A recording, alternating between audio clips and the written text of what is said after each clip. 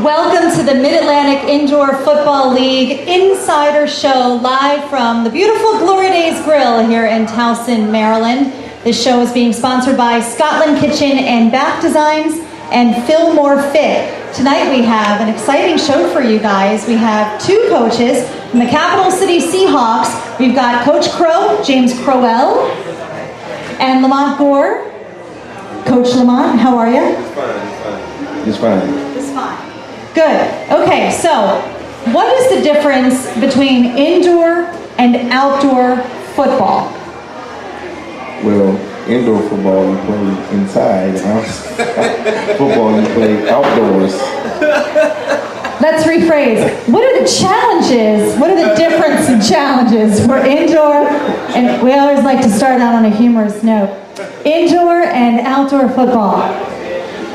I think some of the biggest challenges for us coming from the outdoor game is understanding how to manage a lesser roster. You're usually having 60, 65 guys, and you got to go down to 25, 30. So those are some of the biggest challenges. And then the rules. You know, the rules are so different when you're dealing with the linebackers and what you can do with the linemen. So just, just some schematics and people dealing with your personnel. Gotcha. Okay. So what are your thoughts of the importance of the Mid-Atlantic Indoor Football League being a developmental league? Well, it's good for the guys to start on a developmental level so they can get some experience and hopefully one day move up.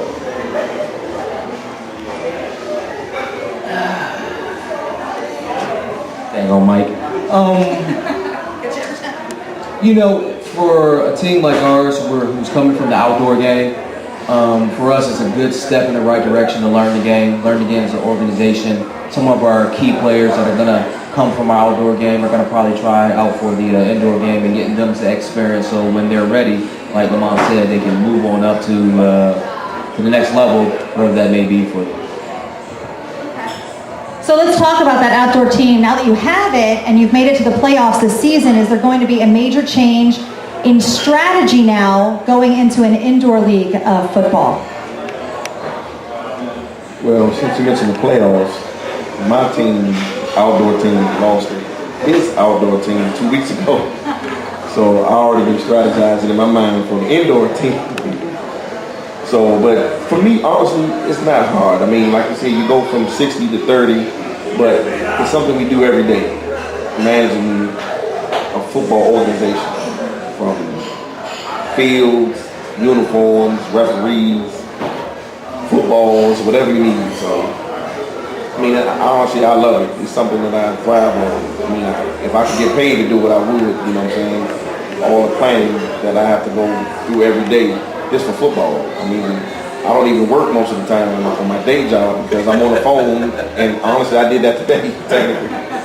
But it's something I love, so to me, it's not very hard. It's something I live for every day, you know what I'm saying? A lot of people always call me because I know somebody or someone or something that they can do or what they need to handle what they got to take care of. So it's fun for me. To add on that, the mechanics don't change from outdoor to indoor. You still got to get the facilities and uniforms. You still got to set your dates, and you still got to groom your coaches to what you want, the standards that you want them to uphold. For me, it's going to be more of a learning experience. This is my first time doing indoor ball.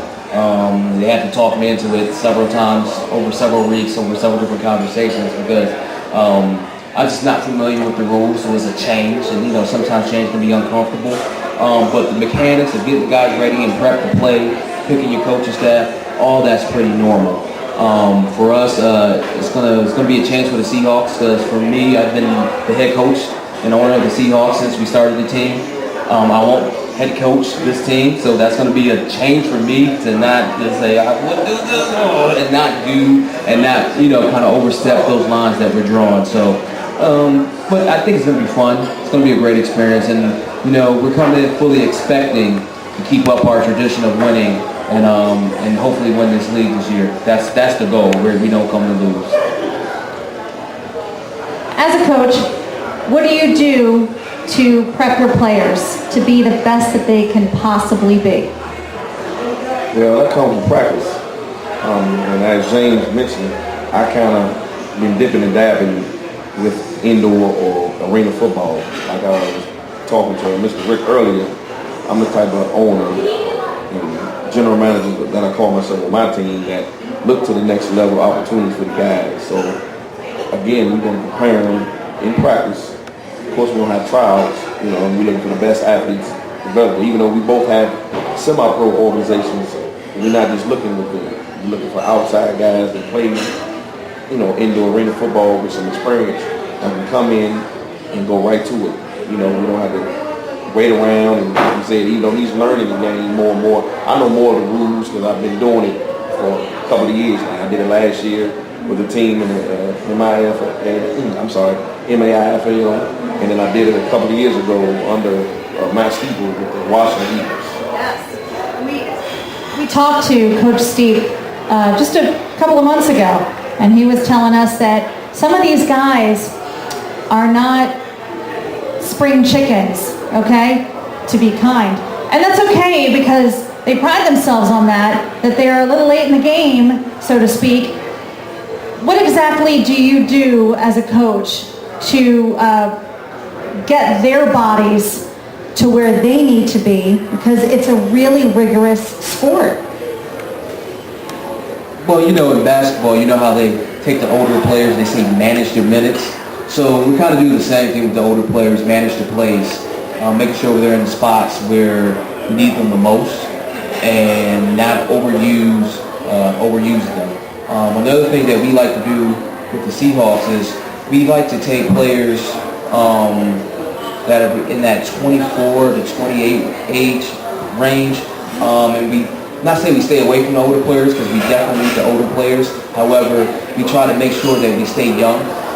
We try to stay young, and that's kind of been one of our secrets to success. You have the veterans in the right place. You have the young guys coming in and learning, and if you keep that going, you're always going to keep a squad that has that great balance where you can use the experience of your older players, that youth and hunger of the younger players to drive you forward to the wins and things that you need. And then, especially when you have these younger players that are looking to go to the next level, they bring another set of hunger to the older guys. Like, hold up, I can still do this.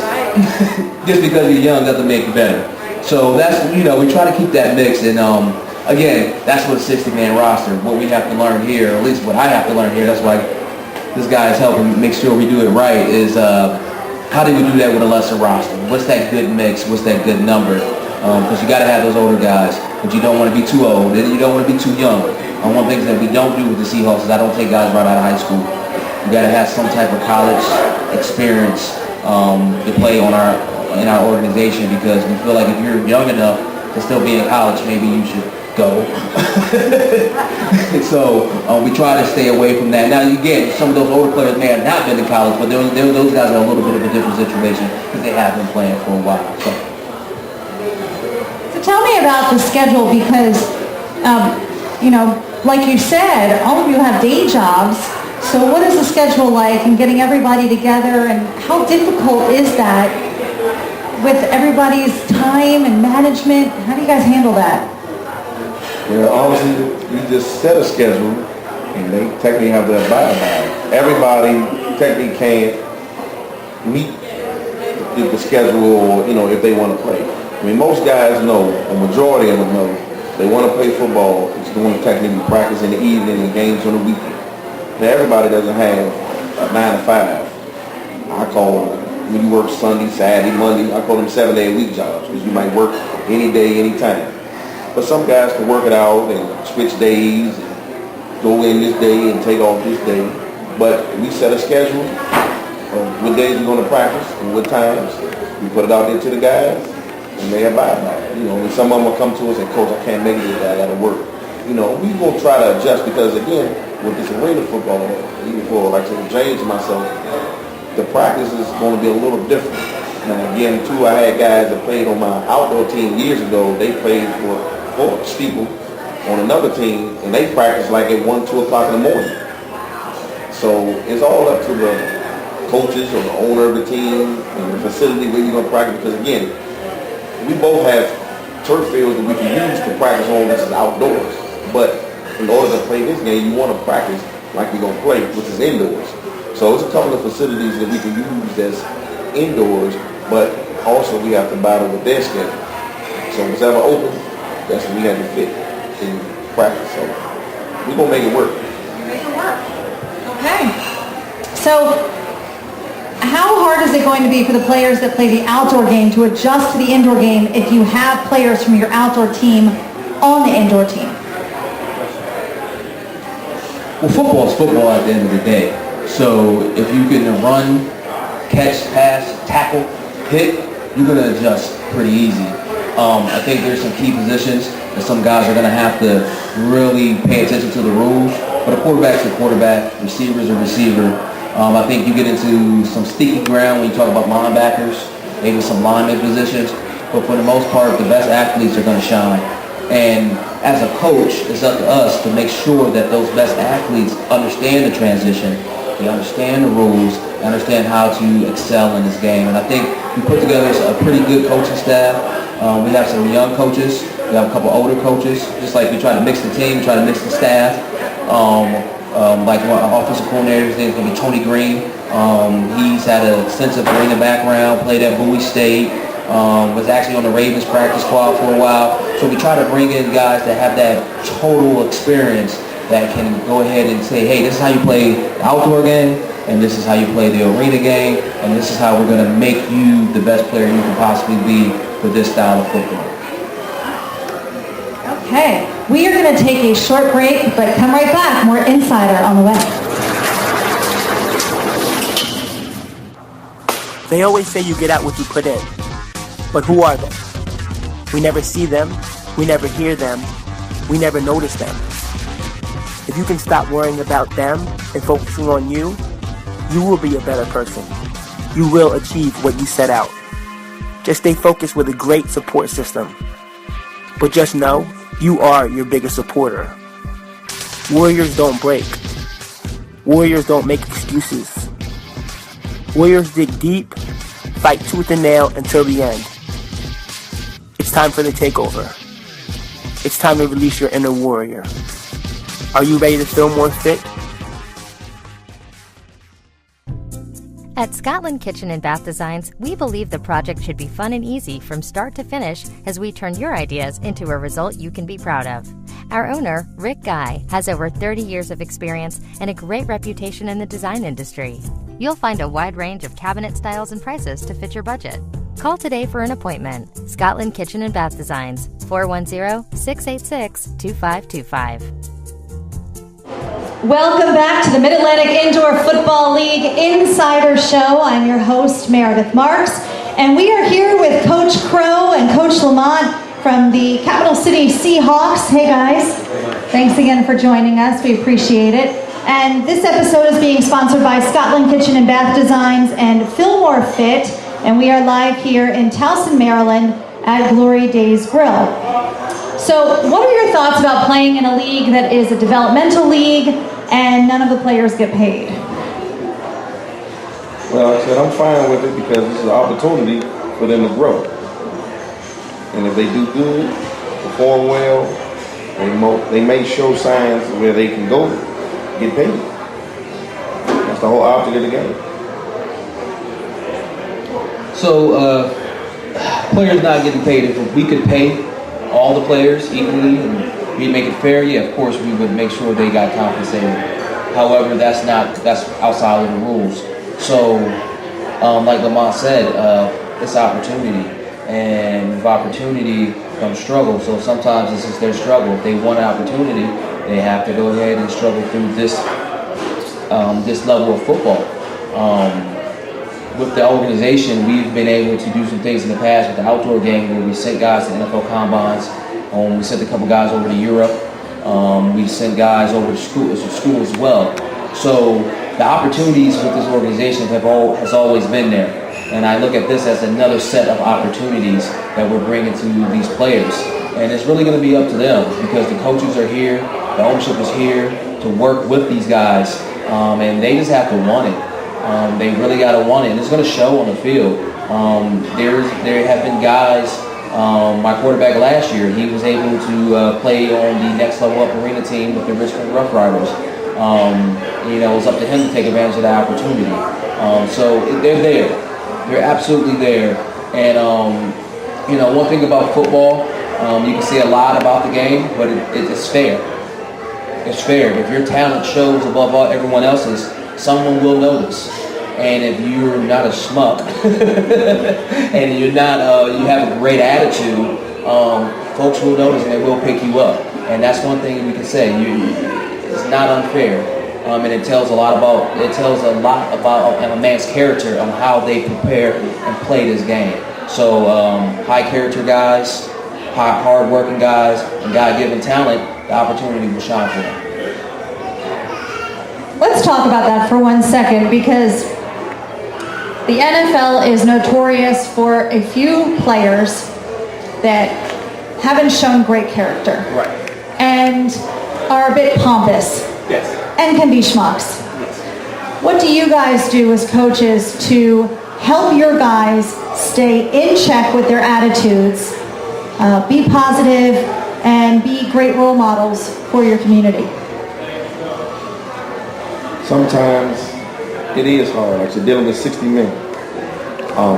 With my outdoor teams, for example, I technically don't coach a position. I'm kind of more of the actual wide receiver coach, but I have a head coach, offense coordinator, assistant offense coordinator, defense coordinator, linebacker coach, and James Crowell can tell you, I'm kind of all over the place. I'm making sure not just my players, but the people in the stands are taken care of, coming in the gate, making sure my field is correct. But the players, you have to deal with each one of them. And like I said, it's 50 to 60 of them, differently.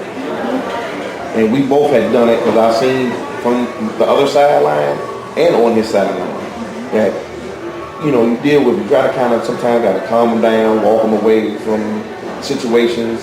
But again, like you said, we want to be role models because some of us play in urban areas, and like the field I use is a youth organization field. So we can't be acting like schmucks, as y'all say, in front of them because it's not gonna look good. You know, some people don't get to go to NFL games, but we're the next best thing to it. So we got to carry ourselves, and I feel that he preaches that just like I do with my team. It's your attitude. Mm-hmm. That's first, right? That's first. That's first. Because honestly, you get a guy with a terrible attitude, I honestly tell him I don't need him. That's it. You know how I do. Good question. Pride, professionalism, family football. That's the moniker for the Seahawks. If you look at our website, it's the first thing you see. So pride, professionalism, like I'm a military vet, so that's what we preach in the Navy, pride and professionalism. So the pride and professionalism can get you out of pretty much any situation because it's going to make sure that you make the right decision at all times. Family, of course, we got to be a family out there. So you can't be above the team, you can't be better than the team, you can't be bigger than the team. So if you think you're better than the team, you're bigger than the team, but obviously you're playing at the wrong level, right? And so you need to move up. But only way you move up is you master this level. And that goes to the football. You can't move up a level until you master the level you're at. So pride, professionalism, family, football, it means something, and that's what we bring to these guys every day as a Capital City Seahawk. You don't have those four things, and you can't execute on in those four arenas, there's no need for you to be here, and maybe we're not the right organization for you. But it shows because players that cannot survive in our program or in Lamont's program usually end up playing at a level lower than what we're playing at. And it shows. Trust me, it definitely shows. That bar. Yes, that bar is set, and we can't go below that bar. And like, for example, I have a rule: you can't come to my practice and not practice. Like a lot of times in minor league football, guys want to come and stand around and watch. What you looking at? Either you're working or you're gone. And I believe in that. It's not happy hour, guys. It's not happy hour. It's definitely not happy hour. So again, just dealing with those attitudes starts from the top. You set the tone from the beginning. And you're going to have outbursts and things like that. It's a physical game, guys. You know, testosterone's all over the place. But that's when you go to your team leaders, your coaches. And then sometimes you just got to get in their lives. I'm in a lot of my guys' lives, understanding their situation. And then I think that goes a long way in them being better men at the end of the day. So...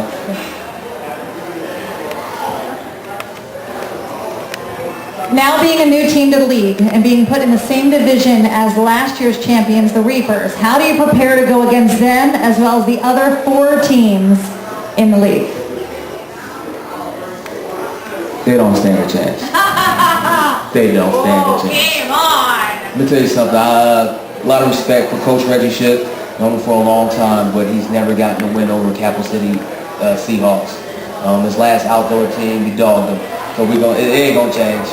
He got by last year, you know, Shamrocks, you know, in his shoes, but Reggie gotta let go of that title. It's okay. You did well. You represented good. Yeah, you represented well. I give it to him. He did it. He did it right. He has a really good program, but it's got to go down. It's got to. He just looked good winning because he bought your uniform. Right? Yes, he did. Yeah, that's it. Yeah. You know, and if you got on Capital City Designs, then you're gonna play well. So that's just what. Yeah. What can you say? All right, Coach Gore, you had a team in the Mid-Atlantic Indoor Football League last season.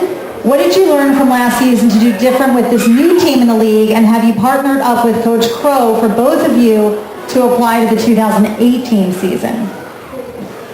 What I learned last year was, and I know Mr. Rick and Coach Steve will appreciate this, not to combine indoor with outdoor.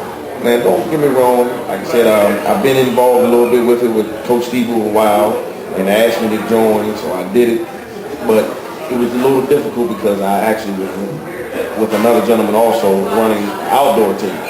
So a couple of games we was running from indoor to outdoor and vice versa. But we tried to make it work and do the best we can. I mean, we gave Ship first half a run for his money. Healthy competition is always good. Yeah, I mean, he had 30 guys. I had 12, maybe. But some of the guys got some experience, and honestly, they've been asking me, I'm trying to play again. So again, teaming up with Coach Pro, I think we're going to be very, very successful. For the 2018 season, insight? Insight on the 2018 season. Well, I feel like with Coach Gore coming aboard, helping guide us through this process, we're going to be administratively sound as far as having our stuff together as an organization, being in the right place at the right time. I think that's 90% of the battle, being able to do things right from the head shed. And then from a football perspective, I feel like we got the right coaching staff, the right experience that's going to push us forward from a scheme-wise. Now, as far as the players, we've always, between my team and Coach Gore's outdoor team, we've always been able to get the best players in the DMV, DC, Maryland, Virginia area. We've always had the best players. If you look at the Seahawks record, as far as championships, 5 years, 3 championships, fell short this year, but we just played the conference championship on Saturday against Albany. So we're gonna pull some of that talent that only me and him can get in this area, and we're gonna have a buzz that's going to rival some of the teams that have been in this league more than multiple years. And I think it's going to create an atmosphere where there's going to be really, really, really good competition, and there won't be a Reaper team or Warriors team or Eagles team walking away with any championship. When they play us, they're going to understand they played in a football game, and they probably need to step the game up. And I think that's what's going to happen this year. Oh yeah, we don't come to lose. We come to learn, first and foremost, because it's our first stab at it, but we don't come to lose. There's no lesson that you can lose. There's no lesson you need to learn by losing, right? You can learn all those lessons and still win the game. Absolutely. Yes, ma'am. All right, we like this winner mindset. Come on back in just a moment. This is the Insider Show.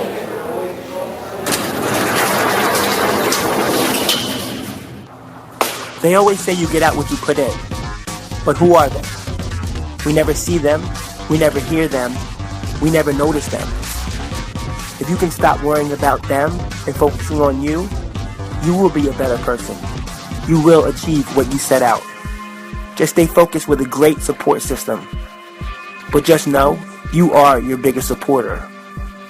Warriors don't break. Warriors don't make excuses. Warriors dig deep, fight tooth and nail until the end. It's time for the takeover. It's time to release your inner warrior. Are you ready to feel more fit?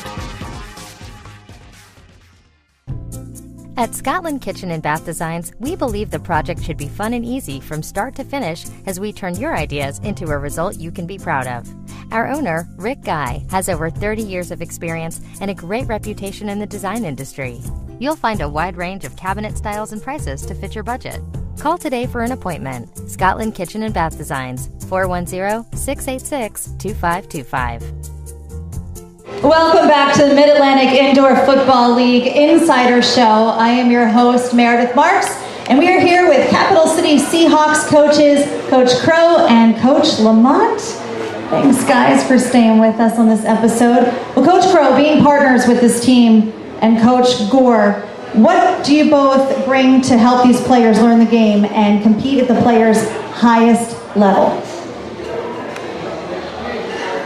I think for me, being that this is my first endeavor into the indoor game, I think I'm going to bring that organizational mindset, bring that top level leadership, that no nonsense. We're going to do it one way and one way only. As far as getting them better on the field, I feel that for me, we put together a coaching staff, so I'm going to step back from the coaching this time and it'd be more of that mentorship role for the guys and the coaches so we can propel them forward that way. So it's a little bit of a different role for me, but I still expect the same results. How about you? My role that I like to take on is, and James will tell you, I mean, he gives me props because a lot of the coaches in the outdoor game say that I'm a good GM.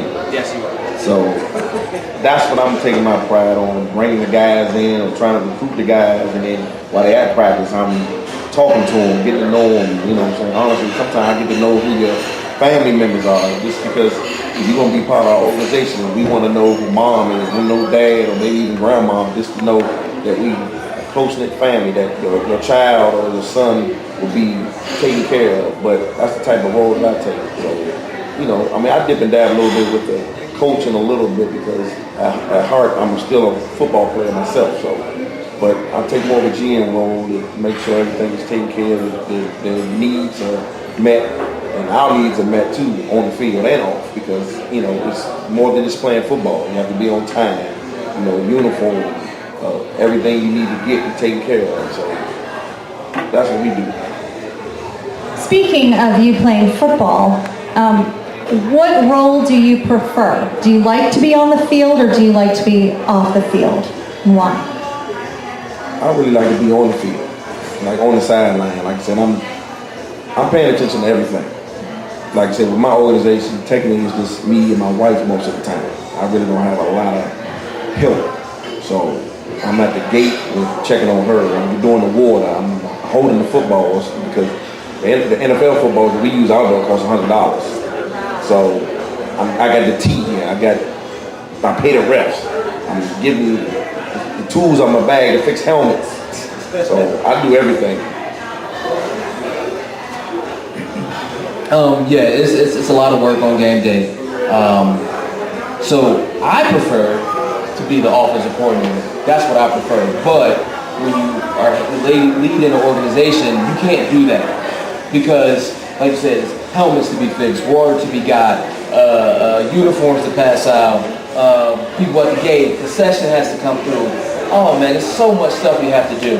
So it's going to be good for me this season going into the indoor where I won't have any of the coaching responsibilities, and I'm really going to focus in this year. See if I like it, I probably won't, but see if I like just doing the management role, just doing the high-level work, just doing the administration, just getting the tickets done, and all the tedious work that we try to fit in between actual coaching the football game. So we'll see how it goes, see if I can stomach it for a season, and if I like it, I might stick with it. If I don't like it, you might see me back on the field with a whistle and a playbook. So we got to see how it goes.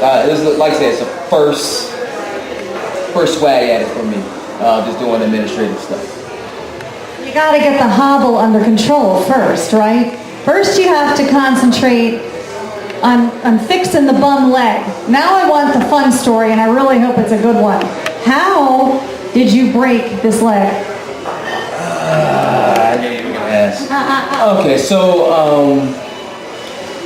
last year, 2016, I was actually playing basketball in Hawaii, and I tore my Achilles tendon in my left foot. So I basically took a whole year off, put on some weight, and I didn't like it. So last January, at the beginning of this year, I started getting into the gym, started, running, boxing, really getting myself in shape. So the plan was actually to play a little bit and actually join his flag team once I got myself together. So I was out there just kind of throwing the ball with a team, having some fun, just really working out. So they asked me to be a part of a tournament. I said, oh yeah, tournament, yeah, I can do that. This is a good start in getting myself together. So I played the tournament, everything was fine, great, perfect. So they was like, okay, we got one more tournament coming up, coach. Can you quarterback this one tournament? Sure. We got a scrimmage on Sunday. So we played the game on Saturday. We won the game. We beat the DMV Elite. Sunday I go out there. I'm feeling good. Great. I throw about 4 or 5 passes, and some kid thought that this was NFL tackle football. I throw the football. Beautiful pass, though. I'm going to tell you. It was a beautiful pass. Hit the point. I threw the ball. I had my plant leg firmly on the ground. I threw the ball. I saw him coming, but at 36, I can't move like I was 26. So at 26, I see him coming. I might just jump out the way. At 36, I'm like, oh boy, here he comes. And instead of him going for my flag, he actually took a swan dive towards the back of my calf and broke my fibula, and I fractured my tibia. I have a rod and 4 screws. And yeah, I don't think I'll be playing any more football anytime soon. Did he send you like a fruit No basket? postcard, no fruit basket. I didn't even get soup. I didn't even get no soup. I want a chicken noodle. He didn't even send it. I just want the chocolate covered strawberries and chocolate covered bananas. But I'm getting better. I'm healing. I did a little bit too much this weekend, so I'm paying for it today. But I'm getting better, and hopefully within the next 2 months I'll be off the crutches completely and heading towards recovery. I want to be back in the gym in January, so that's the goal. Maybe February. March wouldn't be too bad either, but sometime early next year I want to be back in the gym and just working out again, and I'm going to be taking up bowling. Bowling, maybe some badminton, some Croquet? Yeah, maybe some, maybe pool. Miniature golf? Miniature golf? Yeah. I'll set a tea time with you. I'm there. I'm good. Don't really get a hole-in-one often, but I sure as hell will try. What is one of the most craziest plays that you have been involved in as both a coach or a player over the past couple of years? I'll give him a minute to think about it. Do, do, do, do, do, do, do. So the first year of my team, back in 2013, we was playing this team called the Maryland Hurricanes. Really good team, good guys. We had beaten them in the regular season, like we completely blew them out. But this day they came to play. So we get the ball. We're losing by a touchdown, about 4 points. So we get the ball back with like 3 minutes left. Our quarterback throws the ball. Our receiver JB catches the ball. He turns, scores a touchdown. Crowd goes completely nuts. We had like 300 people there. Remember at Walker Mill? The place was filled. He scores. They get the ball back with like 1 minute 15 seconds left. So the quarterback's name is Marx, real good quarterback. We rush him, boom, we hit him. He bounces off to the side, puts his hand on the ground. He spins out the tackle, comes around the boundary. The guy's in his face. He pump fakes him. The guy jumps. He moves out the way, and he throws his bomb to the tight end. He catches the daggone ball. He catches the ball. They win the game. Craziest play I've ever seen in my life. I swear we had to hit Marcus at least 3 times on that play, and we had him dead to rights, and he just launches Aaron Rodgers style. Yeah, that's the craziest play. But after that, we didn't lose him ever again. But anyway, that's the end of it. Just to add to that, there's a lot of plays that I could tell you, but I'm going to add to that Marcus Parham play. I was playing a team called the Baltimore Warriors that he was with, but he wasn't at the game. We were winning. He wasn't there. We looked back, he jumped the fence, came in the game and won the game. Yeah. Thorn in our side, Marcus Park. That's awesome. Good guy though, real good guy. Good guy. All right, we like to hear that. I think that so far all of you are good guys. Maybe not Ship. We're going to throw some fighting words on this episode to him, but that's okay because we love him anyway. That's my guy. Coach Crow, James Crowell, thank you so much. And Coach Lamont Gore, thank you. Capital City Seahawks. Greatly appreciate you guys coming on the episode.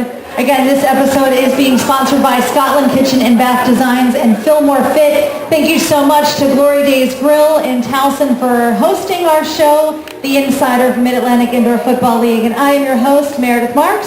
Until next time.